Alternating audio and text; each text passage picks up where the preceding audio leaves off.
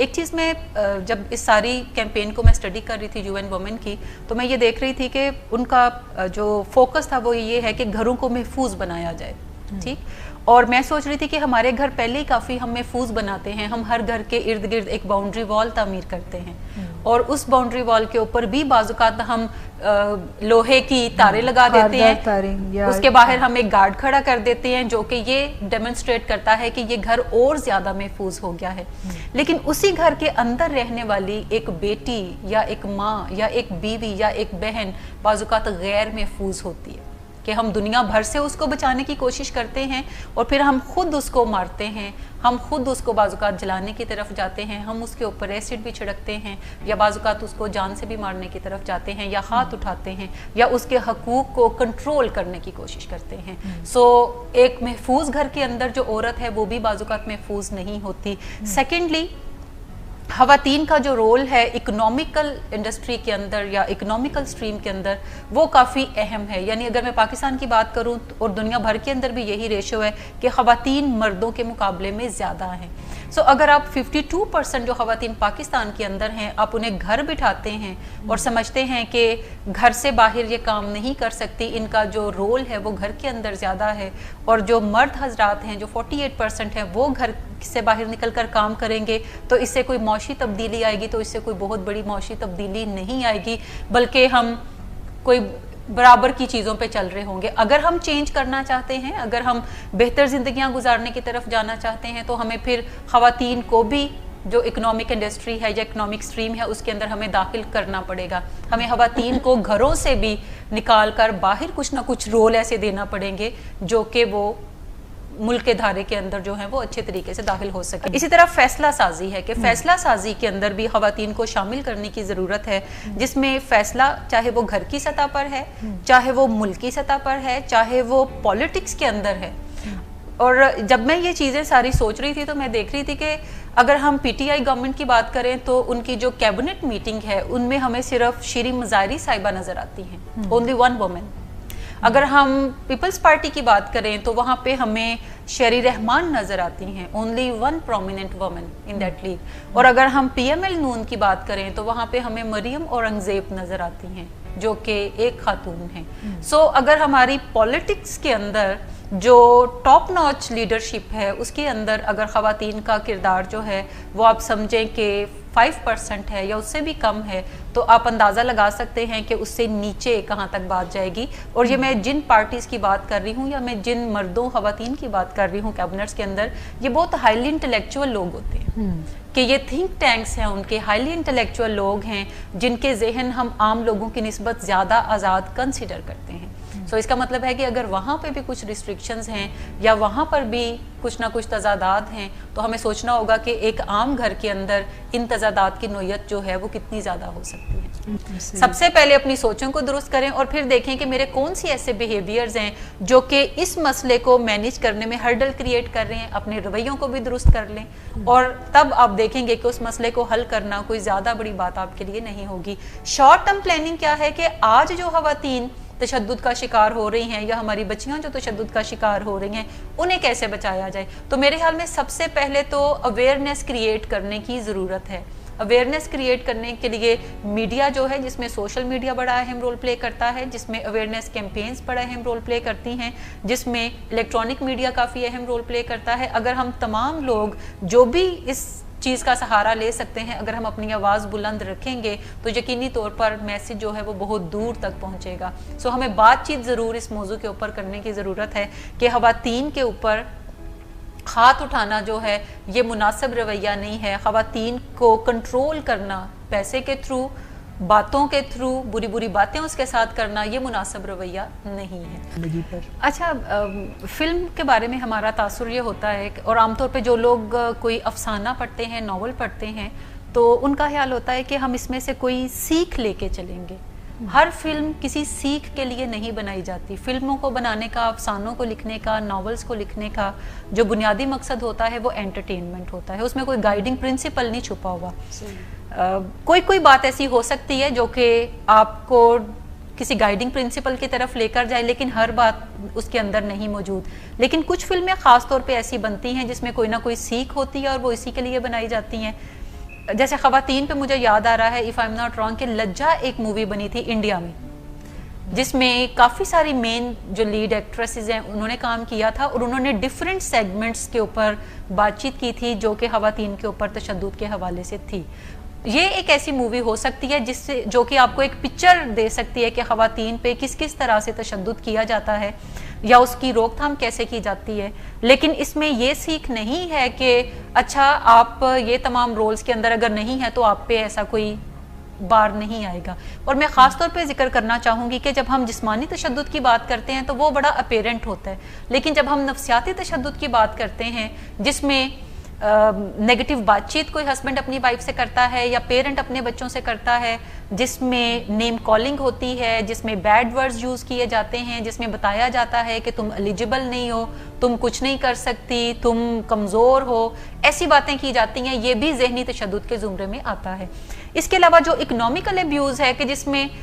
کوئی اگر وائف اپنے ہسبینڈ کو کہتی ہے کہ مجھے کچھ پیسے چاہیے تو ہسبینڈ پوچھے گا کیا کرنا ہے تم نے,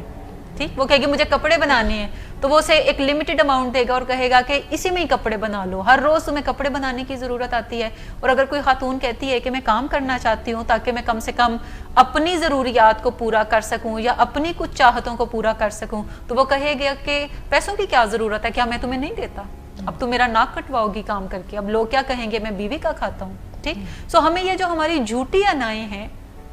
ہمیں ان پہ بھی کام کرنا پڑے گا. اور مردوں کے اندر ایک جو ایلیمنٹ ہوتا ہے کنٹرول کرنے کا یا پاور میں رہنے کا, وہ بھی کافی نقصان دہ ہے مردوں کے لیے, جس کے تھرو وہ عورتوں کو کنٹرول کرنے کی طرف جاتے ہیں. سو مردوں کے اندر ایک چیز کو ہمیں یا اپنے بیٹوں کے اندر ہمیں ایک چیز کو انکلکیٹ کرنے کی ضرورت ہے کہ وہ خواتین کے انفلوئنس کو ایکسیپٹ کریں. خواتین کے انفلوئنس کو ایکسیپٹ کرنے سے مراد ہے کہ وہ خواتین کے اندر جو پازیٹیو اسٹرینتھ ہیں ان کو ماننے کی طرف جائیں کہ ہاں کوئی خاتون جو ہے وہ اچھا کام کر سکتی ہے, کوئی خاتون اکاؤنٹس کا کام اچھا کر سکتی ہے, کوئی خاتون جہاز چلا سکتی ہے. اگر کسی بھی پلین کے اندر پیسنجرز کو یہ پتا چل جائے کہ اس پلین کی دونوں خواتین پائلٹ ہیں تو کیا خیال ہے ان کا رویہ کیا ہوگا, ٹھیک, وہ ڈر جائیں گے. اور وہ ڈریں گے کیوں, چلانا, کیونکہ ان کا خیال ہے, ایک انہوں نے سوچ یہ سیکھی اپنے بچپن سے کہ خواتین اچھی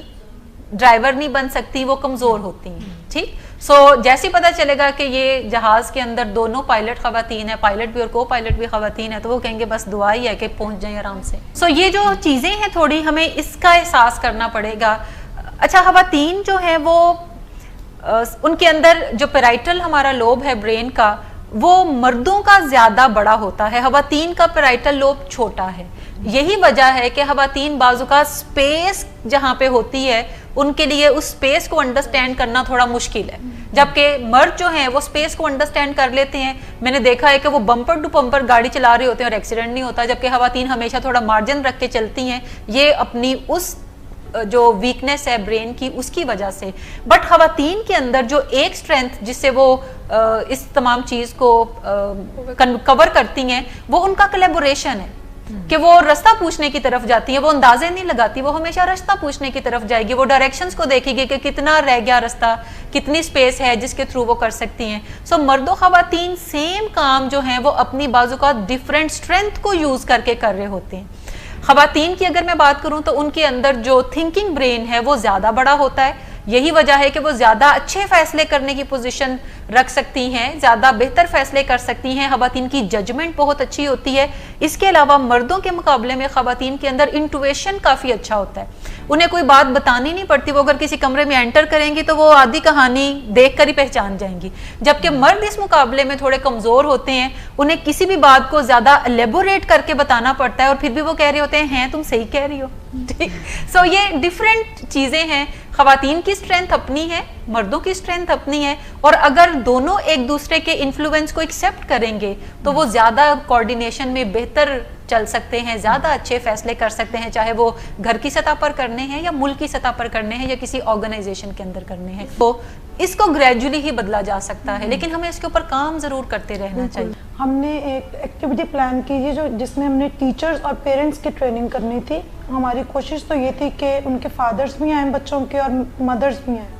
اسکول جو تھا وہ ایک گاؤں کے اندر تھا اور وہاں پہ ہم ٹریننگ چاہ رہے تھے child abuse awareness and prevention کے اوپر. تو स्कूल की इंतज़ामिया से हमने कहा कि कोशिश करें कि बच्चों के घर वालों को एक नोटिस लिख दिया जाए कि इस दिन ट्रेनिंग प्रोग्राम है और वो इसमें शिरकत ज़रूर करें। लेकिन स्कूल इंतज़ामिया की तरफ से हमें एक हफ़्ते के बाद ये बताया गया कि उनके लिए ये करना नामुमकिन है, क्योंकि जो आदमी हैं वो वर्कर हैं, वो ज़्यादा पढ़े लिखे नहीं हैं और उनकी बीवियां जो हैं वो ऑलरेडी डोमेस्टिकेटेड हैं।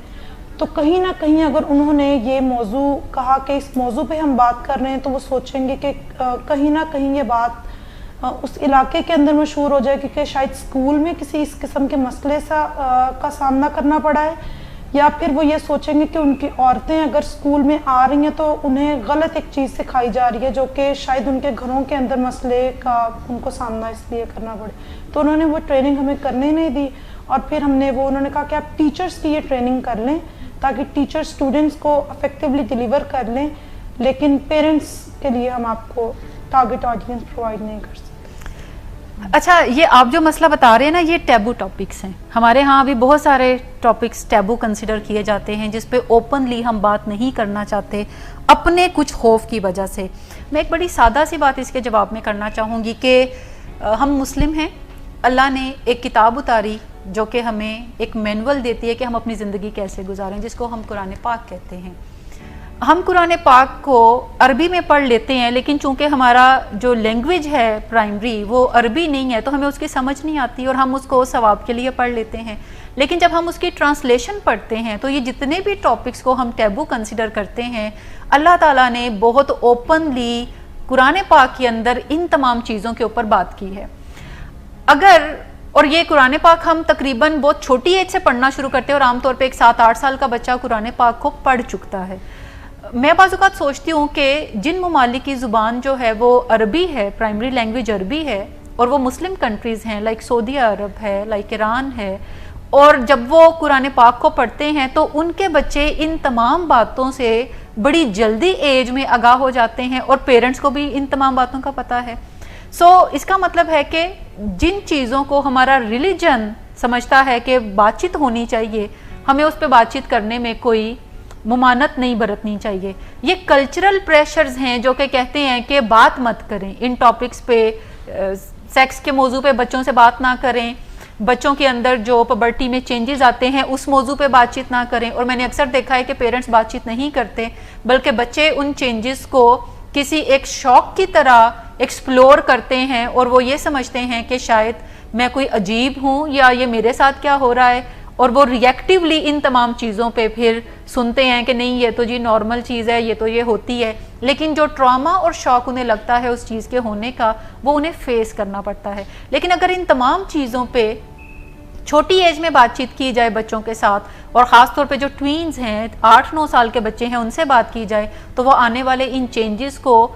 लुक फॉरवर्ड करेंगे, और जब वो चेंज आएगा तो वो समझेंगे कि ये चेंज उनके अंदर कोई कमज़ोरी नहीं लेकर आ रहा, बल्कि वो एक एज से दूसरे एज के अंदर ट्रांजिशनल फेज़ है जिसके अंदर वो जा रहा है, और अब वो ज़्यादा मजबूत है, अब वो कम्प्लीटली डेवलप हुआ है, जो कि उस जिस्मानी तौर पे वो चीज़ें चल रही हैं उसके अंदर। सो आई थिंक हमें बच्चों से ज़रूर बातचीत करनी चाहिए, और ख़ास तौर पे पेरेंट्स को, टीचर्स जो बात करते हैं बच्चों से उसका असर ज़रूर है, लेकिन वो असर उतना स्ट्रांग नहीं है जितना कि कोई पेरेंट अपने से बात करता है बच्चे से, क्योंकि टीचर्स के बारे में सब बच्चों का ये ख्याल नहीं होता कि वो उनका ख्याल रखते हैं या वो उनसे प्यार करते हैं या जो भी वो बात कह रहे हैं उनकी बेहतरी के लिए कह रहे हैं। ऐसा मैं मैयर लेने को कहूँगी जितने भी हमारे देखने वाले हैं, चाहे वो मर्द हैं या ख़वातीन हैं, सिर्फ अगर आप एक चीज कर दें कि अपने बच्चों पर हाथ उठाना छोड़ दें, और अगर कोई हाथ उठाता नजर आए तो उसको बताएं कि ये ठीक चीज नहीं है,